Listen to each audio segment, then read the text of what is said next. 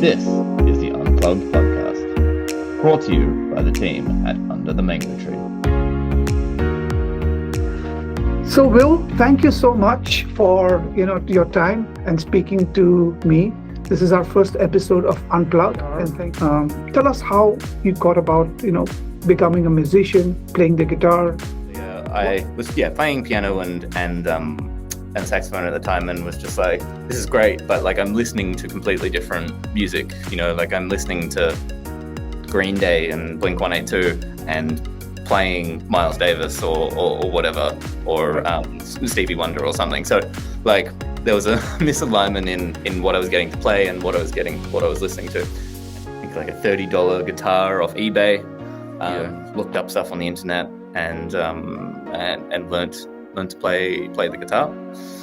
With every new instrument that you pick up, it's a quicker ramp up process, right? Like, because as you say, you have that foundational kind of understanding of how music works, like what keys are, what tempo is, like being able to keep in time, like all of that kind of foundational stuff. An instrument like guitar, which is so widely played and there's so many people contributing music online for that particular instrument, that was the kind of the biggest thing for me in terms of like creativity and all of that sort of thing. It was just a huge and I think that widened then what I wanted to listen to. One thing is generally which I find is my interactions with my close friends and family has probably gotten better because of music. But the guitar is a way for me to, get my me time, and also my interactions, therefore, with my wife and my child has improved. Great for me. Yeah, it's also it's a very kind of mindful activity as well, right? Like it is a great thing because you are 100% focused on that. You can't be thinking about other things. You can't be looking at your phone or. So tell us about your experience of playing in the band. And the drummer from that band and I decided we wanted to start another band, and found another one of our friends who was kind of interested in music but and could sing but wasn't playing anything at the time, and we said, can you join our band and sing, but also can you pick up the bass guitar because we need someone to play bass guitar? And he said sure. And so then we had our band, and that band was called Brand New Fashion. And popular kind of Australian band at the time called Short Stack found us, and they asked us to open for them at one of their gigs in Sydney. So we did that, and their record label really kind of liked us, and they said, can you come and do a bit of a session for us? So basically, and so we did that, and they were like, yeah, we want to sign you to our record label. It kind of took a bit of a weird turn after that. So the music execs asked us, we think that you need to get a new band member. We think that you should start to integrate some kind of electro poppy kind of vibes into your music. Anyway, so we did that, and then the next thing was, we also think that you should change the name of the band, something else. And we also think you should change the way that you dress. And by the way, also we really think that you should kind of stop this whole pop punk thing. We think that's dead. By the time all of this had happened, I was kind of like, this is not what I really want out of this, and so I don't want to sign the contract with these people, because I don't want to do all the things they're asking us to do.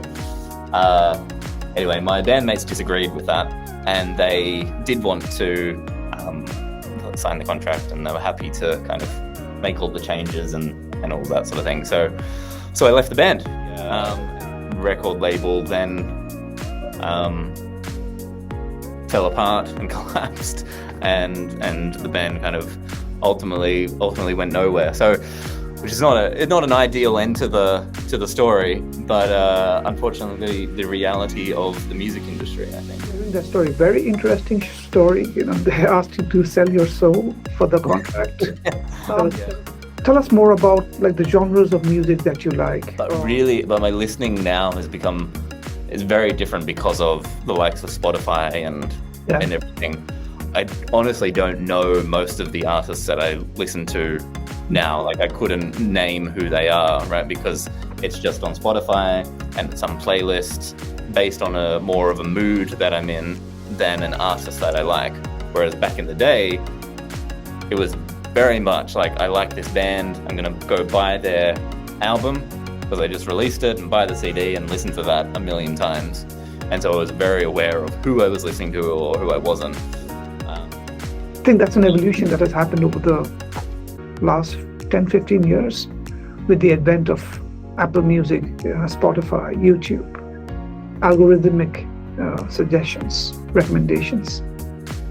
Yeah, exactly. Which is it's a great thing from the point of view of discovering new music, right? Like it's so much easier to discover new music now and expand your tastes and expand what you listen to. But at the same time, I mean, it's the age-old story of the internet. There's more great content out there, but there's also just a lot more content full stop out there. And so trying to, for us as a band, easier, I think, back then to get your music out there, because it was kind of this nice sweet spot of like the internet was just becoming a big thing. There were like sites like MySpace that were becoming big, and so you had distribution for your content, and you didn't need to stand on a street corner and hand out CDs and be like, listen to our demo. But at the same time, it hadn't got to the point where it is at now, where I don't know how you would, like, very difficult, I would imagine, to break through as an artist now. Like, you have some music, okay, great, you put it on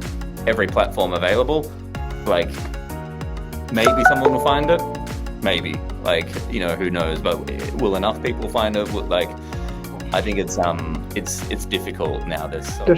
But you also see a lot of talent that you would never see, guitarists from across the world, people doing covers, but in a very different rendition of the original music that's completely new. And so it's also expanded the horizon of what you can do with your music that you create. Who are your favorite guitarists? Lots of people are really great at guitar, but when someone figures out how to combine lots of different elements of music and songwriting and singing and whatever together in a way which really captures people's imaginations and that sort of thing, I think that's the kind of the most interesting thing, or the thing that I kind of admire most. That reminds me of one of my favorite musicians. So the people who write music is Noel Gallagher. Yeah. Oasis. Oasis is a very ordinary brand. The type, the chords that they play, the music that they make. Of course, Liam Gallagher had a great voice, but eventually, I think the thing about Noel is that he was a great songwriter. Yeah. And he could combine very basic elements to produce great music. There are bands and musicians out there that write incredibly complicated music. It's very difficult to play and very technically challenging, and you look at them and you're like, wow, that's incredible that you can move your fingers that fast. But then there's also people out there who, use 4 different chords their whole career and are able to write, 10 amazing songs using those 4 chords because of some special way that they're kind of able to bring that to life. And so I think that's pretty cool.